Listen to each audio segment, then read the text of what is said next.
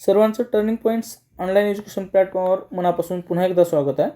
सार्वजनिक आरोग्य विभागाचे जो काही MPW आहे त्याचे सर्व PYQ 2017 ते 2023 ह्या एकाच व्हिडिओमध्ये आपण कव्हर करणार आहोत. शक्य असेल तिथं विश्लेषण देऊ, परंतु PYQ आणि प्रश्न आता ही जी आहे ही आजची स्ट्रॅटेजी व्हिडिओची, प्रश्न समजून घ्यायचं आणि उत्तरं जे आहेत किंवा प्रश्नाचा पॅटर्न ते समजून घ्यायचं. मी योग्य ठिकाणी विश्लेषण करणार आहेच, काही डाऊट नाही. आरोग्य विभाग तांत्रिक डायरी जी आगामी आवृत्ती येणार आहे त्यामध्ये खास MPW सार्वजनिक आरोग्य विभागासाठी त्यामध्ये ही सर्व प्रश्न तुम्हाला ऑलरेडी सोडवायला उपलब्ध होतील, काही डाऊट नाही. ओके, तर चला आपण प्रश्न पॅटर्न समजून घेऊ 2023चा, ज्यामध्ये 80 प्रश्न होते. किती होते? 80 प्रश्न होते. तर तो पॅटर्न आहे तो आपण समजून घेऊया आणि म्हणजे परीक्षेची एक दिशा आपल्याला समजून जाईल. तर बघा मग 2023चा प्रश्न आहे, प्रश्नपत्रिका आहे. 4 डिसेंबरला पेपर झाला होता, त्यानंतर परीक्षा झाली नाही, परंतु आता होणार आहे. तर त्याच्यातील तांत्रिक प्रश्न कसे होते हे तुम्हाला समजल्यानंतर अभ्यास काय करावा हे तुम्हाला समजणार आहे. ओके, तर बघा, डेंग्यूचा ताप कशामुळे होतो? तर डेंग्यूचा ताप कशामुळे होतो तर हा विषाणूजन्य आजार आहे. आरोग्य विभाग तांत्रिक डायरी या पुस्तकामध्ये तशा प्रकारे स्पष्ट उल्लेख केलेला आहे. त्याच्या संदर्भात आपण वेगळं PPT बनवणार आहोत.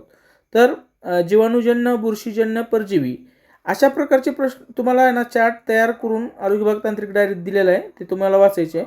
प्रश्न समजला पाहिजे की विषाणूजन्य आजार कोणते आहेत, जीवाणूजन्य आजार कोणते आहेत, आदिजीवीपासून होणारे आजार कोणते आहेत, कृमीजन्य आजार कोणते आहेत, हे जी कॅटेगरी आहे ते तुम्हाला समजलं पाहिजे. आता अभ्यासक्रमामध्ये तुम्हाला वेक्टर बॉर्न डिसीज आणि असं थोडक्यात वॉटर बॉर्न डिसीज दिलेलं आहे, परंतु असं नाही आहे की तुम्हाला तेवढा पुरतं मर्यादितचा अभ्यास करावा impossible. Okay, out of mark पाहिजे झालं तर त्यांनी जे काही 4 पॉईंटमध्ये दिलेलं आहे त्या 4 पॉईंटमध्ये हा अभ्यासक्रम कव्हर होणारा नाही.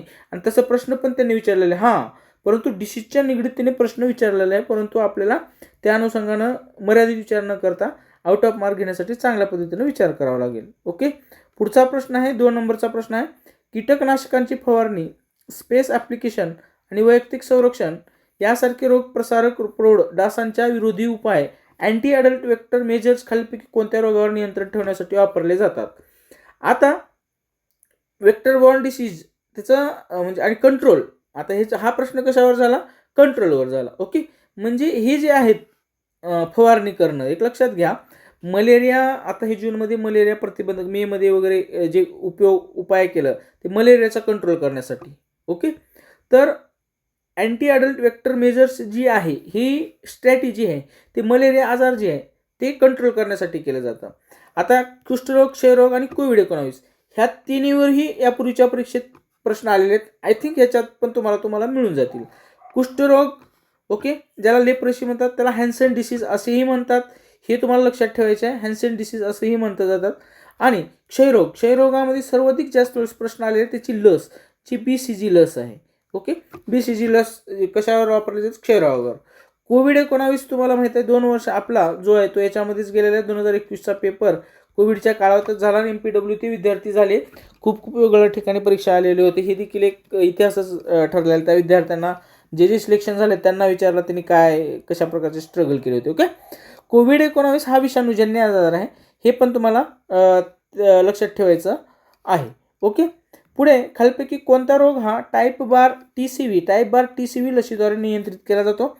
तर हा जो आजार आहे, विषमज्वर जो आजार आहे त्याला इंग्रजीमध्ये टायफॉईड असं म्हटलं जातं. तो आजार जो आहे या लसीद्वारे नियंत्रित केलं जातं. ओके, टाईप बार TCV. ओके, हा प्रश्न यापूर्वी देखील आलेला आहे आणि आपल्या आरोग्य विभाग तांत्रिक डायरी या पुस्तकात आहे. सोबत तुम्हाला सांगतो टर्निंग पॉईंट्स ॲप डाउनलोड करा आणि आरोग्य विभाग फोल्डरमध्ये जाऊन तुम्हाला जो काही कोर्स आहे तो तुम्ही विकत घेऊ शकता. नॉमिनल फी आहे, काही जास्त नाही, 149 आत्ता ऑफरमध्ये ठेवणार आहे, परंतु येणाऱ्या काळामध्ये 299 करणार आहे, कारण त्याच्यामध्ये कंटेंट एवढं देणार आहे. बघा, PDF असतील परंतु ते डाउनलोडेबल शेअरेबल नसतील. ही अट मान्य असेल तर जॉईन करू शकता. पुढचा प्रश्न आहे, IRSचे संपूर्ण रूप काय आहे? असा प्रश्न त्यांनी विचारलेला आहे. म्हणजे आता हे अभ्यासाची दिशा ठरवण्यासाठी ज्यावेळेस तुम्ही वाचन करणार आहे त्यावेळेस तुम्हाला काय करायचं हे तुमच्या लक्षात येत असेल की एखाद्या अभ्यास करत असताना, जसं HIV वर पण प्रश्न विचारलेला आहे, HIV human immuno deficiency virus एड्सवर प्रश्न विचारलेला आहे. Okay, acquired immuno deficiency syndrome असा प्रश्न विचारलेला आहे. म्हणजे तुम्हाला काय करायचे आहे की एखाद्या वेळेस अभ्यास करत असताना शॉर्ट फॉर्म असेल त्या शॉर्ट फॉर्मला तेवढ्यापुरतं मर्यादित नाही ठेवायचे, तर तुम्हाला त्याचं विस्तारित रूप देखील जे आहे ते तुम्हाला अभ्यास करायचे आहे. तर ह्याचं विस्तारित रूप आहे इंड्युअर रेसिड्युअल स्प्रिंग असं विस्तारित रूप त्याचं आहे. आता पुढे चालून असाच प्रश्न एक शॉर्ट फॉर्मवर विचारलेला आहे IDSPवर. IDSP म्हणजेच इंटिग्रेटेड डिसीज सर्व्हेलन्स प्रोग्राम अशा प्रकारचं याचं विस्तारित रूप आहे. आता ज्यावेळेस तुम्ही कुठल्याही सार्वजनिक आरोग्य विभागाचे मॉड्यूल वापरणार त्या IDSPचा एक सेपरेट प्रकरण देखील त्यामध्ये आहे. ओके, शॉर्टमध्ये आहे, काही एवढं विशेष हार्ड देखील नाही. पुढचा प्रश्न आहे रोगग्रस्त क्षेत्रात खालीलपैकी कोणत्या रोगावर नियंत्रण ठेवण्यासाठी राष्ट्रीय लसीकरण वेळापत्रकात लसीकरणाचा समावेश करण्यात आला आहे.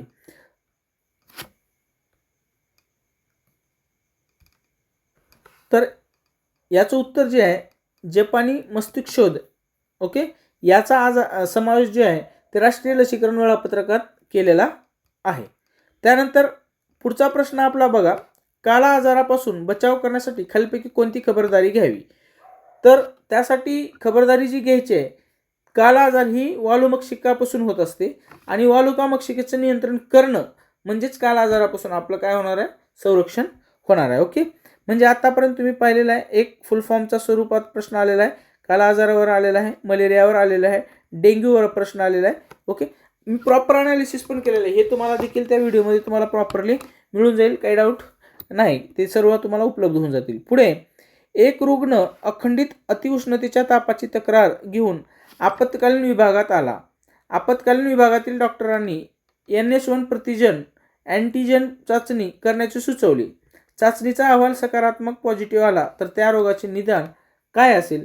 ओके, तर एखादी आजार आहे, एखाद्या आजाराचं जे लक्षण आहेत ते तुम्हाला लक्षात ठेवायचं आहे अभ्यास करत असताना, आणि त्या लक्षणावरून जे ती आजार काय आहे हे तुम्हाला लक्षात येईल. ओके, तर हे जे लक्षणं आहेत ते लक्षणं डेंग्यू तापाची आहेत. ओके, आता क्षयरोगमध्ये काय होते, 15 दिवसापेक्षा अधिक खोकला असेल.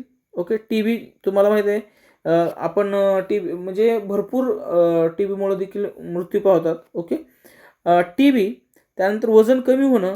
ओके, 10% आणि त्यानंतर TB झालेल्या व्यक्तीची HIV टेस्ट कंपल्सरी केली जाते, ही एक पण लक्षात ठेवायची आहे तुम्हाला. ओके, अशा प्रकारे हे जे प्रश्न होता अप्लाइड होता, परंतु या अप्लाइड प्रश्नातून तुम्हाला एक लक्षात ठेवायचे की तुम्हाला एखाद्या आजार जे आहे, डिसीज आहे, त्याचं सिम्पटम्स जे आहेत ते देखील तुम्हाला अभ्यास करायचे आहे. ज्यावेळेस तुम्ही अभ्यास करता त्या अभ्यास करत असताना तुम्हाला सिम्पटम्सचा व्यवस्थितरित्या अभ्यास करायचं आहे. ओके, प्रश्न प्रकारावरून तुम्हाला अभ्यासाची दिशा ठरवायची आहे, यासाठी हा व्हिडिओ तुम्हाला मी उपलब्ध करून देत आहे.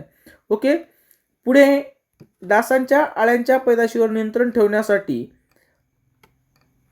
उपयोगास येणारा खालील प्रतिमेतील मासा कोणता. तर गॅम्बुसिया हा माशाचं चित्र आहे.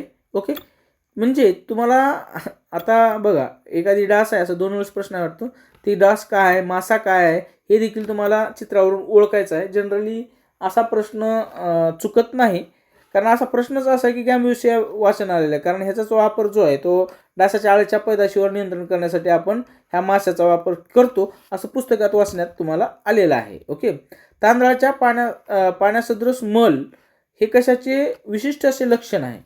तर हे जे आहे मी म्हणलं तुम्हाला परत एकदा, आजार आणि त्याचे लक्षण आहे तुम्ही लक्षात ठेवायचं. तर ते पटकी या आजाराचं लक्ष आहे. पटकी, हैजा, कॉलरा हे नाव जे आहे ते एकाच आजाराचं आहेत.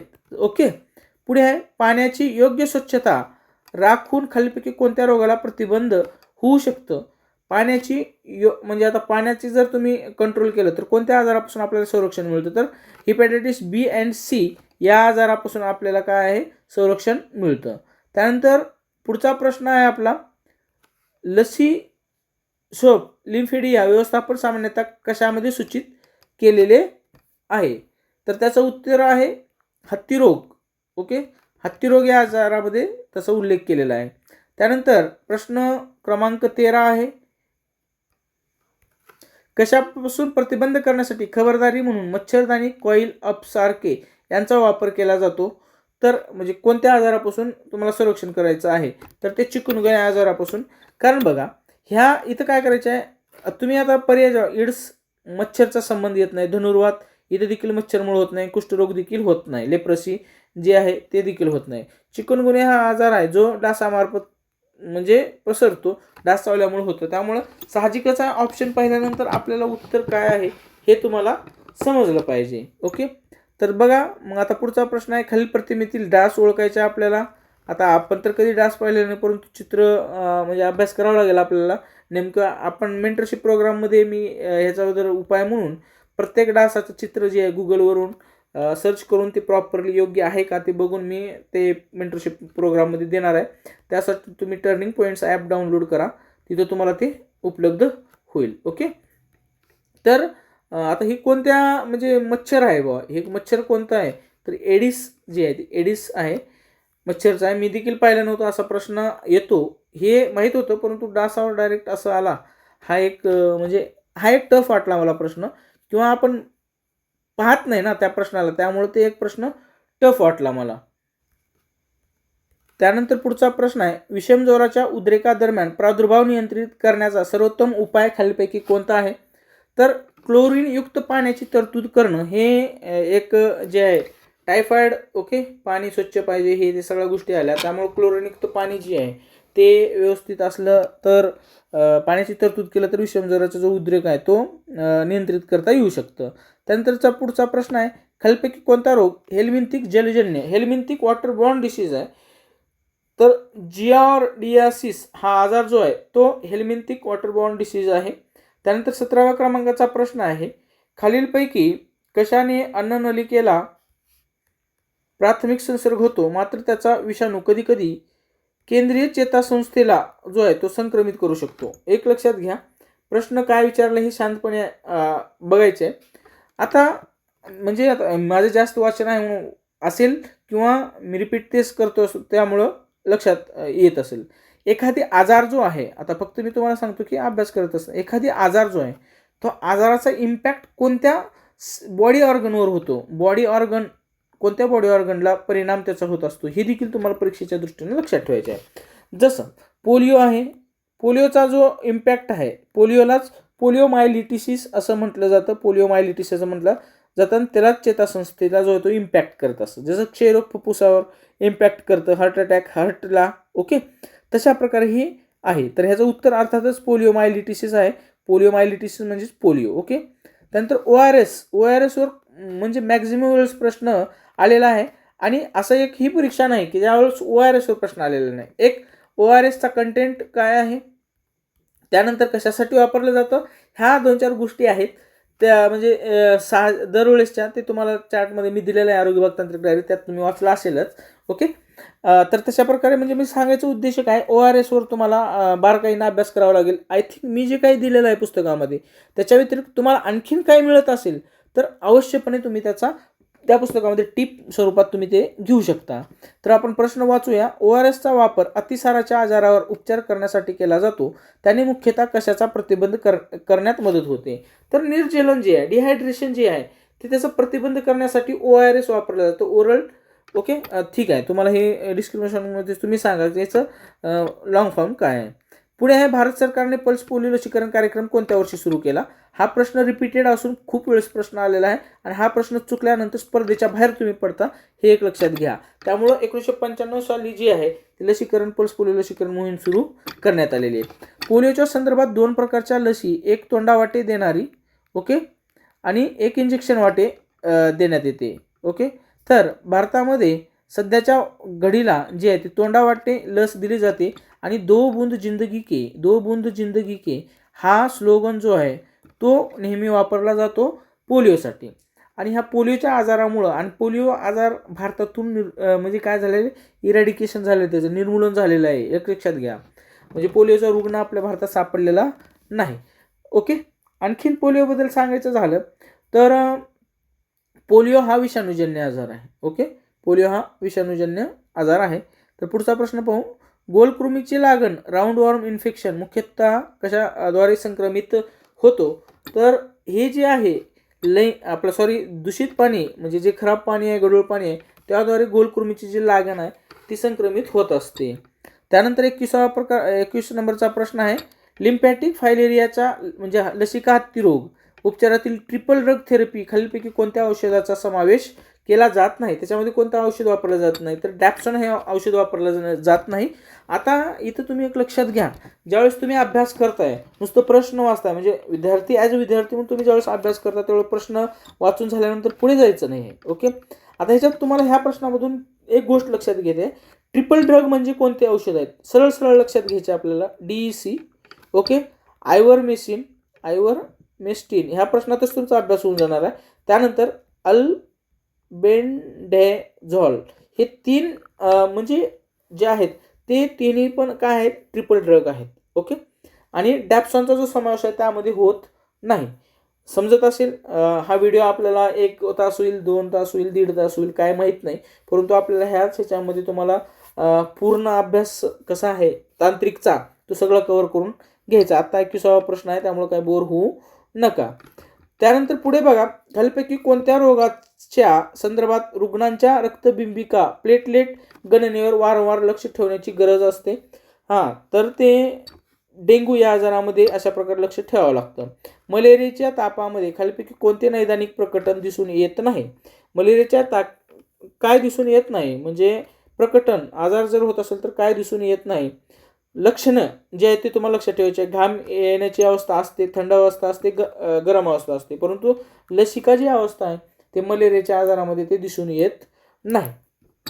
पुढचा प्रश्न आहे आपल्यासाठी, खालीलपैकी प्रतिमेत दाखवलेल्या औषधांचे कार्य काय आहे?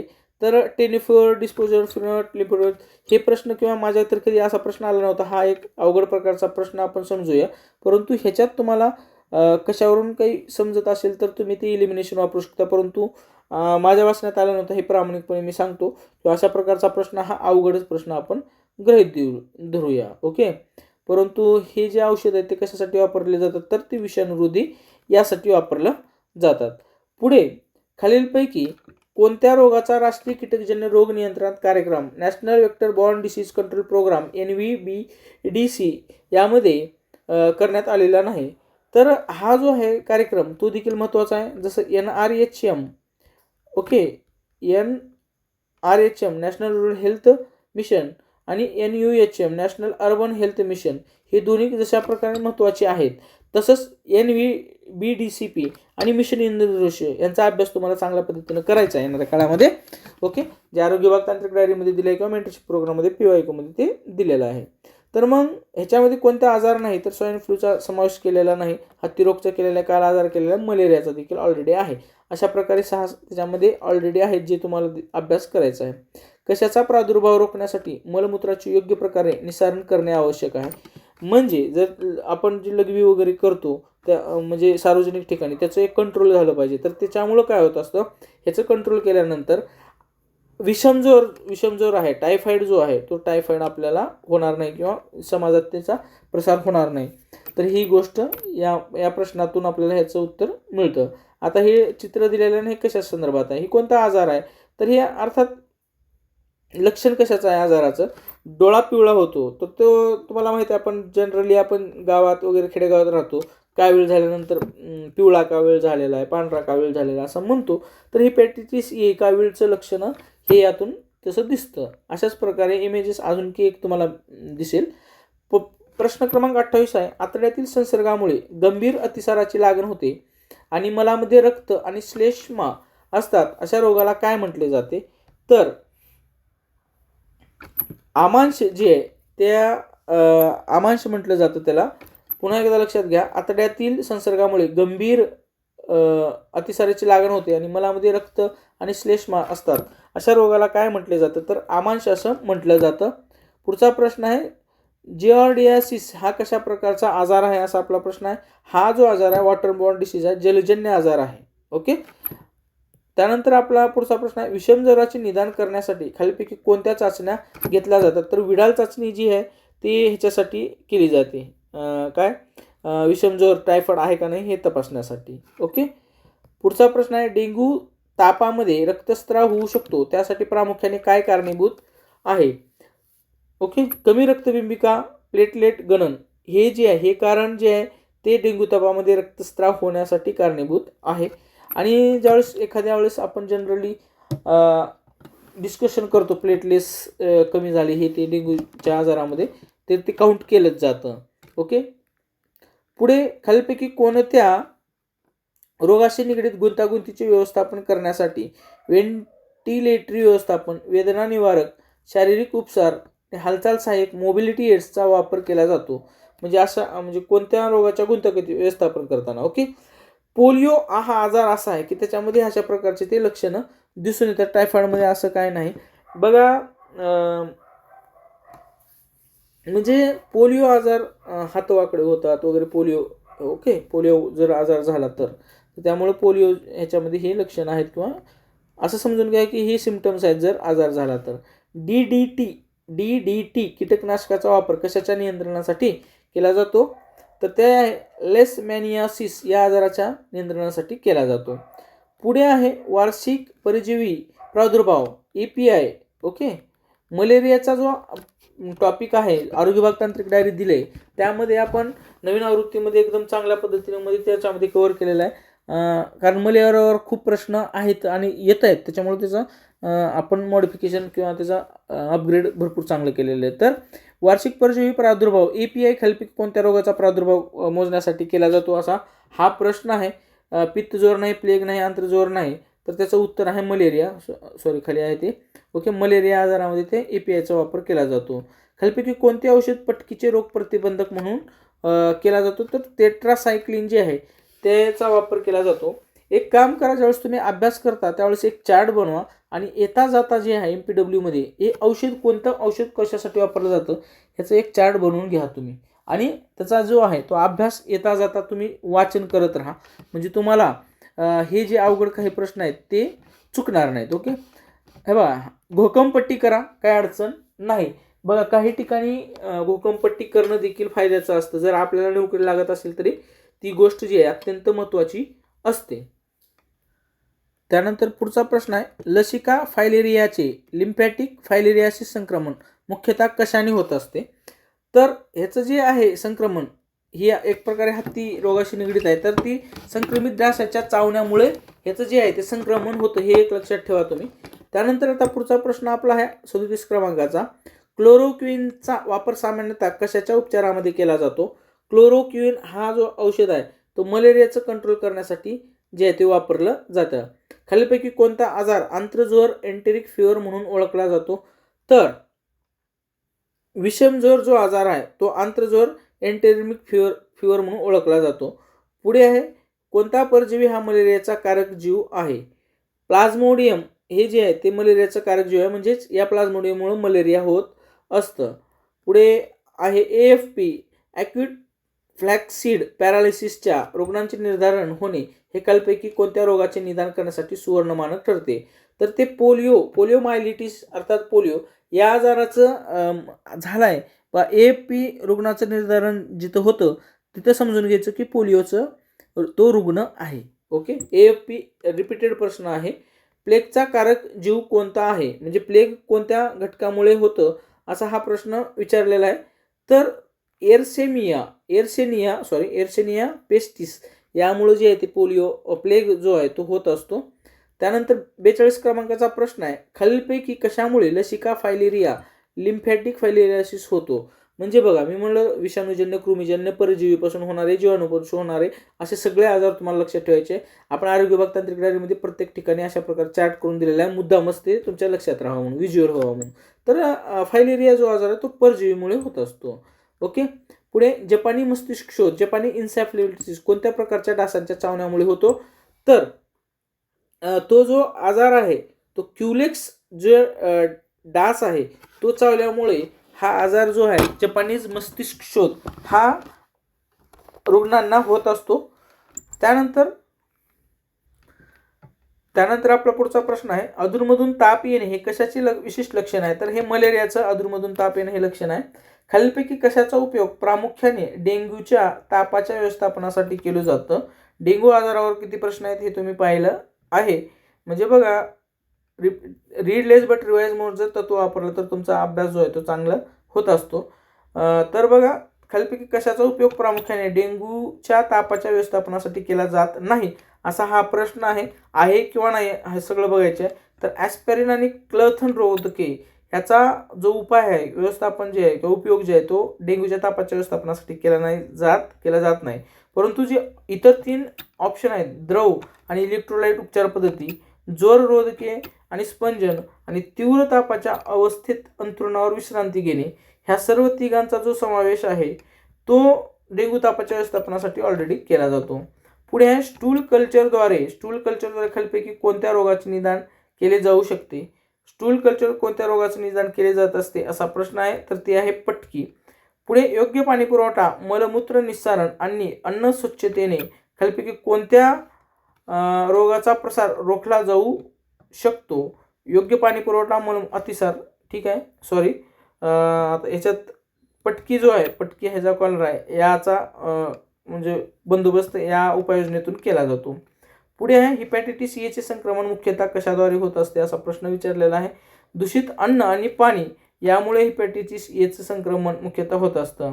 पुढे आहे झिका रोगाच्या प्रतिबंधासाठी खालीलपैकी कोणत्या प्रौढ डासांचे आणि अळ्यांचे उच्चाटन करणे आवश्यक आहे, तर ते आहे एडिस जे आहे, एडिस म्हणजे ही प्रौढ माशी जी आहे त्याचं अळ्याचे जर उच्चाटन केलं तर झिका रोग आपल्याला होणार नाही किंवा समाजात त्याचा झिका रोगाचा फैलाव जो आहे तो होणार नाही, त्याचा कंट्रोल करणं आपल्याला आवश्यक आहे. पुढे आहे सामान्यतः खालीलपैकी कोणत्या अवयवाला हिपॅटायटिस बाधा होत असते. हिपॅटायटिसची बाधा कोणत्या अवयवाला होते असा हा प्रश्न आहे. मी तुम्हाला म्हटलं होतं की एखादा आजार जो आहे ज्यावेळेस वाचत असता त्या आजाराचं इम्पॅक्ट कशाला होतं, जसं पोलिओ चेतासंस्थेला, मज्जासंस्थेला, तसंच क्षयरोगमध्ये फुफ्फुस, ओके, हिपॅटायटिस ह्याच्यामध्ये यकृताला जो आहे तो इम्पॅक्ट होत असतो कावीळ. विषमज्वर कशामुळे होतो, तर प्रोटोझोआ का विषाणूजन्य आहे का बुरशीजन्य आहे का कशा प्रकारचा हा आजार आहे, तर हा जो आजार आहे टायफॉइड हा जीवाणूजन्य आजार आहे. पुढे पटकीचा रोगाणू विकासावधी इन्क्युबेशन पिरियड किती आहे, म्हणजे अधिशयन काल, ह्याला ज्यावेळेस तुम्ही पुस्तक वाचाल आरोग्य विभाग तांत्रिक डायरी त्यामध्ये तुम्हाला अधिशयन कालावधी हा एक पॉईंट तिथं प्रत्येक आजारामध्ये दिसेल. अधिशयन कालावधीवर हा पहिल्यांदाच प्रश्न असातला भाग नाही, यापूर्वी देखील आरोग्य विभागाच्या परीक्षेत अधिशयन कालावधीचा प्रश्न आलेला आहे. कोविड-19 मध्ये 14 दिवसाचा जो टप्पा होता, कोविड-19 मध्ये 14 दिवस ओके वेगळं ठेवलं जात होतं, कारण त्या कालावधीमध्ये ती सिम्पटम्स दिसत होती म्हणून त्याला अधिशयन कालावधी होता. एखादी आजार लागण होतो की लगेच तो त्या मिनिटात नाही दिसत किंवा तो दुसऱ्या दिवशी नाही दिसत, तर त्याचा जो अधिशयन काळ तो दिसण्यासाठी जो कालावधी लागला पाहिजे तो दिवस जातात, त्याला अधिशयन काल जे आहे ते म्हटलं जातं.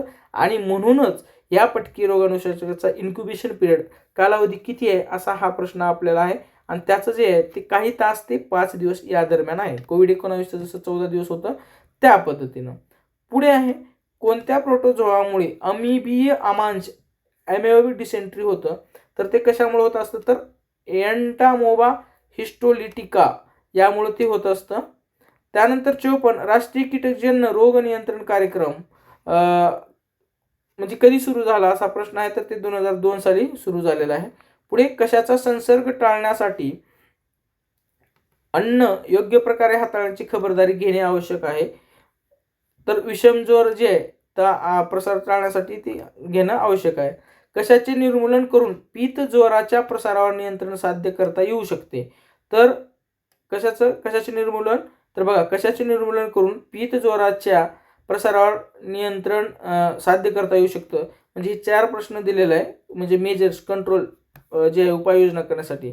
तर पीतज्वराचं नियंत्रण करण्यासाठी रोगवाहक वटवाघळे हे नाही आहे, रोगवाहक गोगलवा हे देखील नाही, रोगवाहक डास हे आहे, रोगवाहक साप हे नाही. म्हणजे बघा कॉमन प्रश्न पर्याय पाहून तुम्हाला उत्तर कन्फर्म करता आलं असतं. पुढे आहे लेप्टोस्पायरोसिस बरा करण्यासाठी म्हणजे करण्यासाठी वापरले जाणारे निवडक औषध ड्रग ऑफ चॉईस कोणते आहे, तर प्रश्न क्रमांक 57 जो आहे त्याचं उत्तर आहे पेनिसिलिन जे आहे ते औषध आहे, ते लेप्टोस्पायरोसिस बरा करण्यासाठी वापरला जातो.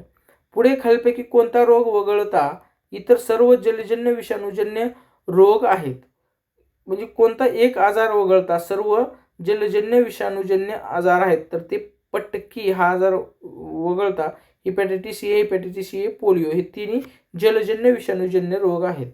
ओके. पुढे ही प्रतिमा कशाच्या संदर्भात आहे? अर्थात हत्ती रोग याच्या संदर्भात आहे. ओके. डायरेक्ट अशा प्रकारचे देखील प्रश्न आहेत, सोपा प्रश्न आहे ते. चिकनगुन्या रोगाणू विकासावधी अधिशयन कालावधी शब्द जास्त वाचल्यामुळं हा शब्द जरा जड जातोय. इन्क्युबेशन पिरियड किती असतो कोणत्या आजाराचा? तर चिकनगुन्या आजाराचा तो आहे 4 ते 7 दिवसाचा कालावधी आहे त्याचा. पुढे आहे प्रश्न क्रमांक 61. हिपॅटायटिस एच्या उपचारामध्ये सामान्यतः खालीलपैकी कशाचा वापर केला जातो? तर या आजाराचा कंट्रोल करण्यासाठी विश्रांती, द्रव पदार्थ घेणे आणि मद्यपान टाळणे याचा जो हिपॅटायटिसच्या उपचारामध्ये सामान्यतः वापर केला जातो. पुढे लेप्टोस्पायरोसिस आणखी कोणत्या नावाने ओळखला जातो? याला सेकंड नेम काय किंवा काय म्हटलं जातं? तर वेईलचा विकार असं लेप्टोस्पायरोसिस या आजाराला म्हटलं जातं. पुढे आहे हिपॅटायटिस ई. 2 प्रश्न आहेत इथेच होऊन जातील. हिपॅटायटिस ईच्या संसर्गाला प्रतिबंध करण्यासाठी खालीलपैकी कशाचा वापर केला जाऊ शकत नाही? म्हणजे इतर 3 जे पर्याय आहेत ते वापर करता येतं हिपॅटायटिस ईच्या ह्याच्या संदर्भात, परंतु एक जो पर्याय आहे तो वापर करता येत नाही. तर हिपॅटायटिस ई यामध्ये मच्छरदाणी, कॉईल आणि अपसारखे यांचा वापर केल्यामुळं हिपॅटायटिस ई हा आजार जो आहे तो प्रतिबंध केला असं होत नाही. परंतु जर तुम्ही सुरक्षित पाण्याचा योग्य पुरवठा केला, स्वच्छ पाण्याने योग्य प्रकारे हात धुले, योग्य अन्न स्वच्छता राखले, तर हे तिन्ही जी प्रतिबंधात्मक उपाय आहेत ते हिपॅटायटिस ई या आजाराला प्रतिबंध करण्यासाठी मदत करतात. पुढे आहे अल्बेंडाझोल कशाच्या उपचारासाठी वापरलं जातं? बघा, औषध आणि आजार ह्याचा अभ्यास करायचा तुम्हाला मी सांगितलेला आहे. चार्ट बनवा, तुम्ही येता जाता ते बघा, डिस्कशन करा, मित्राला विचारा की अल्बेंडाझोल कशाला वापरलं जातं. हां ठीक आहे म्हणलं पाहिजे. तर गोलकृमी रोगाचा कंट्रोल करण्यासाठी अल्बेंडाझोल वापरलं जातं. ओके. तर अशा प्रकारे तुम्ही अभ्यास करा, डिस्कशन करत राहा, तरच तुम्हाला ते लक्षात राहील. खालीलपैकी कोणते औषध ज्वर विरोधी आहे? खालीलपैकी कोणते औषध ज्वर विरोधी आहे? तर पॅरासिटामॉल. जनरली मेडिकलमध्ये जातो पॅरासिटामॉल गोळी हे रामबाण उपाय वापरलं जातं, परंतु त्याच्यामुळं कसं ते अँटीबग्स तयार होईल असं काहीतरी बातम्यात पण येत असतं. परंतु पॅरासिटामॉल जे ज्वर विरोधी गोळी आहे. ओके. त्यानंतर 66 क्रमांकाचा प्रश्न आहे, जनावरांच्या मूत्राने दूषित होऊ शकणाऱ्या गोड्या पाण्याचा स्पर्श टाळणे हे पुढीलपैकी कोणत्या रोगाचा संसर्ग रोखण्यासाठीचा एक महत्त्वाचा उपाय आहे? जनावरांच्या मूत्राने दूषित होऊ शकणाऱ्या गोड्या पाण्याचा स्पर्श टाळणे हे पुढीलपैकी कोणत्या रोगाचा संसर्ग रोखण्यासाठी एक महत्त्वाचा उपाय आहे? तर त्याचं उत्तर आहे लेप्टोस्पायरोसिस. ओके. लेप्टोस्पायरोसिस. ज्यावेळेस पावसाळा सुरू होतो त्यावेळेस बऱ्याच वर्तमानपत्रामध्ये याचा आहे ना तो प्रश्न बातमी येतच असते. ओके, हे पण लक्षात घ्या. पुढे आहे प्रश्न क्रमांक 67. कशाचा प्रतिबंध करण्यासाठी खालील प्रतिमेतील प्राण्यांच्या नियंत्रणास प्रोत्साहन दिले जाते? आता चित्र बघू, हे उंदीर आहे आणि ह्या उंदराचा नियंत्रण करायचं, तर त्याच्यामुळं कोणत्या आजाराचं जे आहे ते नियंत्रण होतं असं तुम्हाला प्रश्न विचारलेला आहे. तर ते आहे लेप्टोस्पायरोसिस या आजाराचं. ओके. पटकीचे संक्रमण रोखण्यात खालीलपैकी कोणती खबरदारी मदत करते? ओके. N95 मास्क आणि गॉगलचा वापर. हे N95 मास्क ना कोविडच्या वेळेस खूप चर्चेत आलं होतं. पिण्याचे पाणी उकळणे आणि पाण्याचे क्लोरिनीकरण करणे हे पटकीचे आजार जे आहे कंट्रोल करण्यासाठी एकदम बेस्ट उपाय आहे. निर्जंतुकीकरण सुया आणि सिरिंजचा वापर ही एड्स बचाव होऊ शकतो याच्यानं. कृंतकनाशक DDTचा वापर हे दुसऱ्या आजारासाठी आहे. पुढे चिकनगुन्या तापाच्या प्रतिबंधासाठी सर्वोत्तम रणनीती कोणती? ओके, अप्लाइड प्रश्न आहे. तर डासांचे नियंत्रण करणे. ओके. चिकनगुन्या हा आजार डासामुळे पसरतो हे आपल्याला माहीत आहे, त्यामुळं हे प्रश्न पाहून उत्तर आपल्याला साहजिकच यायला हवं. खालीलपैकी प्रतिमेतील घोषवाक्य कोणत्या आजाराच्या संदर्भात आहे? 2 बूंद जिंदगी की. तर पोलिओ. 2 थेंब आयुष्यासाठी. पोलिओ यासाठी आहे. रक्तस्रावी ताप आणि आघात संरक्षण या कशाच्या सामान्य उपव्याधी आहेत? रक्तस्रावी ताप आणि आघात संरक्षण हे जे सिम्पटम्स आहेत ते कोणत्या आजाराचे आहेत? तर ते डेंग्यू या आजाराचे. ओके. H1N1 कोविडच्या संदर्भात बघा, वर जे काही 2 थेंब आयुष्यासाठी हे दिलं होतं, कोविडच्या संदर्भात ज्यावेळेस करंट अफेअर्स होतं त्यावेळेस खूप प्रश्न आलेले होते, परंतु येणाऱ्या काळात देखील यावर प्रश्न येणार. हा विषाणूजन्य आजार आहे हे एक लक्षात ठेवा. आणि आरोग्य विभाग तांत्रिक डायरीमध्ये ऑलरेडी ह्याचं दिलेलं आहे, मेंटरशिप प्रोग्राममध्ये पण ते दिलेलं आहे.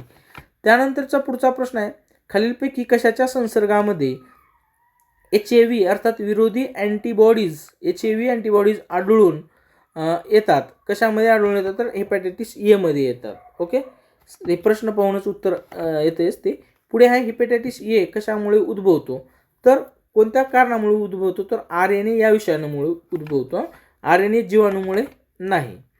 पुढे आंतरज्वर एंटेरिमिक फीवर दिसून येणारे एक सामान्य नैदानिक प्रकटन काय आहे, झटका येणे का, केस गळणे का, कसा कवकवणे का, अतिसार असं विचारलेलं आहे. तर ते अतिसार जो आहे तो आंतरज्वरचं एक सामान्य नैदानिक प्रकटन म्हणजे एक सिम्पटम्स आहे असं त्यांचा हा प्रश्नाचा उद्देश आहे. ओके. WHO सुचविलेल्या मूळ ORSच्या पाकिटामध्ये किती ग्रॅम सोडियम क्लोराईड असते, बघा 3.5 ग्रॅम आहे. ओके. पुन्हा एकदा सांगतोय, ORS वर प्रत्येक परीक्षेला प्रश्न आले, ह्याच ठिकाणी 2 वेळेस प्रश्न आलेला आहे. मी ह्याच्यापूर्वी देखील सांगितलं होतं, कधीही तुम्ही टेलिग्रामवर वगैरे जॉईन असाल, तुम्ही जर टेलिग्राम जॉईन करायचं असेल तर आरोग्य एक्झाम हे टेलिग्राम चॅनल आहे आपलं, ते तुम्ही जॉईन केलं असेल अशी अपेक्षा करतो. त्यानंतर आहे DECचे पूर्ण रूप काय आहे, मी पुन्हा एकदा सांगतोय, तिसऱ्यांदा असा प्रश्न विचारलेला आहे. तर डायथिल कार्बामायझिन हे जे आहे ते DECचं विस्तारित रूप आहे. पुढे ॲन्युअल मास ड्रग ॲडमिनिस्ट्रेशन ही रणनीती कशाचा प्रतिबंध करण्यासाठी वापरली जाते, तर ते हत्ती रोग जी कंट्रोल करायचे त्याच्यासाठी ही पद्धती वापरली जाते. खालीलपैकी कोणत्या जीवाणूमुळे विषमज्वर होतो असा हा प्रश्न आहे. तर साल्मोनेला टायफी यामुळे विषमज्वर होत असतो. पुढे पल्स पोलिओ लसीकरण कार्यक्रमात 5 वर्षाखालील मुलांना अतिरिक्त लसीचे किती थेंब दिले जातात, तर ते 2 थेंब दिले जातात. 2 बूंद जिंदगी के ह्यावरून ह्याचं उत्तर आपल्याला आलेलं पाहिजे. ओके. प्रश्न कसे रिपीटेड आणि सोपे आहेत हे देखील तुमच्या लक्षात येत असेल. खालील प्रतिमेत दर्शवलेले हे चिन्ह कोणत्या राष्ट्रीय आरोग्य कार्यक्रमाला सूचित करते, म्हणजे राष्ट्रीय कीटकजन्य आजार जे आहे NVBDCP हा जो आजार आहे, national vector borne control disease programme. Okay. ह्याचा जे सिम्पटम आहे म्हणजे ही लोगो आहे ते ह्याचं आहे, म्हणजेच तुम्हाला लोगो आणि परीक्षा आहे ह्याचा logo is equal to programme हे तुम्हाला अभ्यास करत असताना लक्षात ठेवायचं, ही स्ट्रॅटेजी वापरायची आहे. मेंटरशिप प्रोग्राममध्ये मी देईल प्रॉपर. ओके. काही काळजी करू नका. पाण्याच्या द्रावणातील ॲसिडचे काय होते, आता हे 80 प्रश्न होते तांत्रिक प्युअरली. ओके. परंतु GK मध्ये काही प्रश्न होते जे आपल्या डायरेक्ट इनडायरेक्टली तांत्रिकच प्रश्न होते, त्यामुळे एकूण 83 प्रश्न जे आहेत त्या 2023च्या परीक्षेत आपल्याला आलेले आहेत, हे लक्षात घ्या तुम्ही. पाण्याच्या द्रावणातील ॲसिडचे काय होते, तर हायड्रोजन आयनचे पृथक्करण त्या ठिकाणी होत असते. पुढे घर्षण, स्नायूशक्ती आणि वायू प्रतिकार ही डॅशची उदाहरणे आहेत, तर ते संपर्क शक्तीची उदाहरणे आहेत. 83 जो प्रश्न आहे, खालीलपैकी कोणता विषारी वायू रक्ताची ऑक्सिजन वाहून नेण्याची क्षमता कमी करतो, तर ते आहे कार्बन मोनॉक्साईड. ओके. अशा प्रकारे हे आपण एकूण 83 प्रश्न जे आहेत ते आपण 2023च्या परीक्षेतील पाहिलेलं आहे. आता MPW 2021चं जर करायचं झालं 1 तासामध्ये करण्यापेक्षा आता असं वाटतंय की आपण 2021 आणि 2017च्या 2 प्रश्नपत्रिका 40% आणि 50% या दोन्हीची वेगवेगळी प्रश्नपत्रिका, म्हणजे आपल्यात आणखीन 1, 2, 3 असे 3 लेक्चर होतील. आजचं धरून 4 लेक्चर हे PYQ होतील आणि PYQ ह्या 4 लेक्चरमध्ये एकदम खलास होऊन जातील, परीक्षेच्या दिशा समजेल आणि याच्यातून तुमचा स्कोअर वाढायला मदत होईल. एक लक्षात घ्या, शेवटपर्यंत तुम्ही पाहिला असेल तर तुम्ही टर्निंग पॉईंट्स जो ॲप आहे तो डाउनलोड करावा अशी माझी विनंती आहे. आणि पैसा गेल तर गेला, कारण तुमच्या एक पगाराच्या 5% देखील तुम्ही त्या कोर्सवर पैसे खर्च करणार नाही ह्याची गॅरंटी देतो. ओके. व्हिडिओ आवडला तर नक्की शेअर करा, सबस्क्राईब करायला विसरू नका. Thanks for watching this video.